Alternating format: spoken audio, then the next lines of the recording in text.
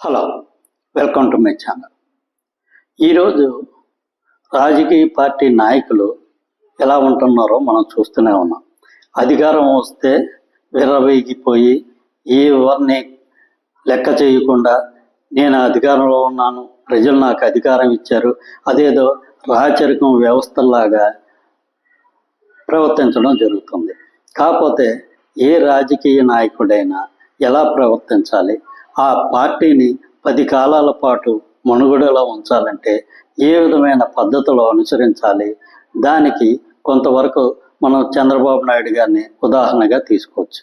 అది ఎందుకు ఎలా అనేది ఈ వీడియోలో మనం తెలుసుకుందాం. ఇంతవరకు ఈ ఛానల్ సబ్స్క్రైబ్ చేసుకోకపోతే ప్లీజ్ ఈ ఛానల్ సబ్స్క్రైబ్ చేసుకోండి. ఈ ఛానల్ అభివృద్ధికి మీ వంతు సహకారం అందిస్తారని ఆశిస్తున్నాం. ఇక విషయంలోకి వెళ్తే మనం చాలా వరకు తెలిసిన విషయమే, చంద్రబాబు నాయుడు గారు చాలాసార్లు ఓడిపోవడం జరిగింది. అదేవిధంగా చాలాసార్లు విజయం సాధించడం కూడా జరిగింది. ఓడిపోయిన ప్రతిసారి ఆయన కృంగిపోవడం ఏమి జరగలేదు. ఒక విధంగా చెప్పాలంటే ప్రజల్లో ఆయన ప్రతిపక్షంలో ఉన్నప్పుడే చాలా ఎక్కువగా కష్టపడడం జరుగుతుంది.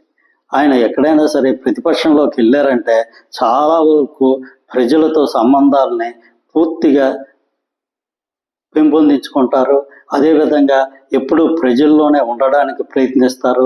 ప్రతిపక్షంగా ఉన్నప్పుడు ఓడిపోయానే అని చెప్పి ప్యాలెస్లోకి వెళ్ళి కూర్చోవడం జరగదు. ఆయన ప్రతిపక్షంలో ఉన్నారంటే మరింత ఎక్కువ సమయం ప్రజల్లో ఉండడానికి ఛాన్స్ దొరికింది. దీనివల్ల పార్టీని అభివృద్ధి చేసుకోవడానికి సమయం దొరుకుతుంది అని మరింత రెట్టించే ఉత్సాహంతో పనిచేయడం జరుగుతుంది. అదేవిధంగా చంద్రబాబు నాయుడు గారు ఓడిపోయినప్పుడు ఎందుకు ఓడిపోయాం, ప్రజల్లో మనం చేసిన తప్పులేటి, ఆ తప్పులకు అనుగుణంగా మార్చుకోవడానికి కూడా తన పద్ధతుల్ని ఏమాత్రం వెనుకడుగు వేయరు.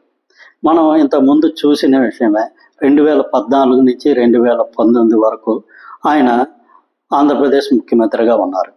ఆ సమయంలో బీజేపీ కూడా తెలుగుదేశం ప్రభుత్వంతో కలిసే ఉండేది. కానీ కొన్ని పరిస్థితుల కారణంతో ఆయన 2018లో బీజేపీకి దూరం జరగడం జరిగింది. కాకపోతే దానివల్ల 2019 ఎలక్షన్లో చాలా తీవ్రంగా నష్టపోవడం జరిగింది. దాన్ని గుర్తించారు కాబట్టి 2019 ఎలక్షన్ల తర్వాత బీజేపీని ఎక్కడా విమర్శించడం జరగలేదు. అదేవిధంగా బీజేపీని కలుపుకొని వెళ్ళడం కోసం ఆయన ఎంతో తీవ్రంగా ప్రయత్నాలు చేయడం జరిగింది. ఆఖరికి 2024 ఎలక్షన్లో దగ్గరకు వచ్చే వరకు కూడా బీజేపీ నుంచి సరైన సమాధానం ఆయనకి రాలేదు. అయినా సరే పట్టు వదలకుండా బీజేపీతో ఎలాగైనా కలిసి వెళ్ళాలని చాలా తీవ్రంగా కృషి చేసి చివరికి 2024 జస్ట్ ఎలక్షన్లు స్టార్ట్ అవుతున్నాయి అనే టైంలో ఆయన బీజేపీతోని కలవడం జరిగింది. దీని ఫలితాలు ఎలా ఉన్నాయనేది 2024 ఎలక్షన్ ఫలితాలలో చూసి మనం అర్థం చేసుకోవచ్చు. అంటే ఇక్కడ ఆయన ఏదో ఒక రిజిడ్గా సింహం సింగిల్గా వెళ్తుంది, మేము ఇవి చెయ్యం అవి చెయ్యం అని గట్టిగా మొండిపట్టు పట్టకుండా ఆయన ప్రజల్లో ఏ విధమైన అభిప్రాయాలు ఉన్నాయి, దానికి తగ్గట్టు తన అభిరుచుల్ని తన అభిప్రాయాల్ని మార్చుకుంటారు తప్ప నేను చెప్పిందే వేదం, నేను పట్టుకుని కుందేడికి 3 కాళ్ళు అనే తత్వం ఆయనకి లేదు. అదేవిధంగా ఆయనకి సహజంగా విపరీతమైన సంక్షేమ పథకాలు ఇవ్వడం అనేది ఇష్టం ఉండదు. కానీ అభివృద్ధి మీదే ఆయన ఎక్కువ దృష్టి పెట్టడం జరుగుతుంది. కానీ ప్రస్తుతం సంక్షేమ పథకాలు ఇవ్వాల్సిన అవసరం వచ్చింది కాబట్టి దాన్ని గుర్తించి ఆయన పద్ధతులు మార్చుకొని సంక్షేమ పథకాలు కూడా భారీ ఎత్తున ఇవ్వడం జరుగుతుంది. అదేవిధంగా ఆయనకి ఎంతో ప్రీతిపాత్రమైన అభివృద్ధి మీద కూడా దృష్టి పెట్టడం జరుగుతుంది. ప్రస్తుతం ఆయనకి కలిసి వచ్చిన అదృష్టం ఏంటంటే ఆయన పరిపాలన మీద దృష్టి పెడితే ఇటు నారా లోకేష్ గారు, పవన్ కళ్యాణ్ గారు ఇద్దరు కూడా ఆయనకి చాలా వరకు సహాయ సహకారాలు అందిస్తున్నారు. దీంతో ఆయన మీద కొంతవరకు బడ్డెన్ తగ్గడం అయింది. అదేవిధంగా చంద్రబాబు నాయుడు గారు భవిష్యత్తులో కూడా ఎప్పుడు ఎవరి మీద కూడా అనవసరమైన నిందలు మోపడం, లేదంటే కక్ష సాధింపు ధోరణికి వెళ్ళడం ఇప్పటికి కూడా చూస్తున్నాం. తప్పు చేసినా సరే వాళ్ళ పాపాన వాళ్ళే పోతారు అని వదిలివేయడం జరుగుతుంది. లేదంటే ఈ పాటికి వైఎస్ఆర్సీపీ నాయకులు ఆ టైంలోనే పనిచేసిన ప్రభుత్వాధికారులు చాలామంది జైలుకి వెళ్ళిపోయి ఉండేవారు. కాకపోతే ఆయన ఈ విషయంలో పెద్ద సీరియస్గా తీసుకోరు.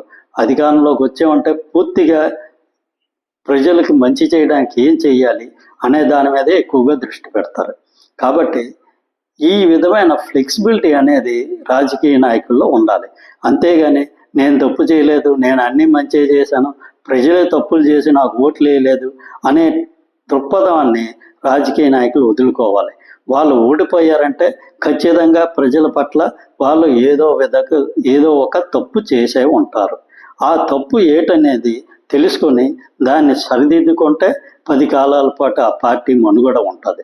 ఈరోజు భారతదేశంలో ఎక్కడ ఈ విధంగా ఇన్నిసార్లు ఓడిపోయి తిరిగి మళ్ళా అధికారంలోకి వచ్చే రాజకీయ నాయకులు చాలా వరకు అరుదుగా కనిపిస్తారు.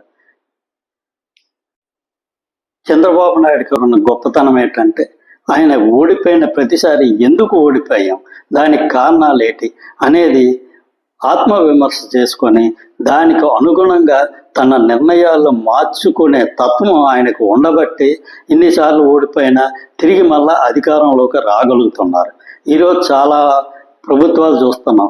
ప్రస్తుత పరిస్థితుల్లో వాళ్ళు తిరిగి అధికారంలోకి వస్తారా, ఒకసారి ఓడిపోతే ఇంకా పార్టీ పని అయిపోయింది అనే పరిస్థితికి దిగజారిపోతున్నాయి.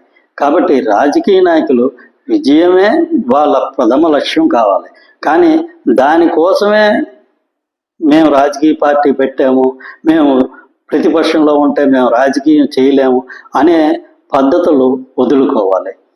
ప్రతిపక్షంగా ఉన్నా అధికార పక్షంగా ఉన్నా మన పద్ధతుల్ని ప్రజలకి అనుగుణంగా ప్రజలు మెప్పు పొందేటట్టు మనం మార్చుకోగలిగితే భవిష్యత్తులో ఆ పార్టీకి దీర్ఘకాలంలో మనుగడ సాగించే అవకాశాలు పెరుగుతాయి.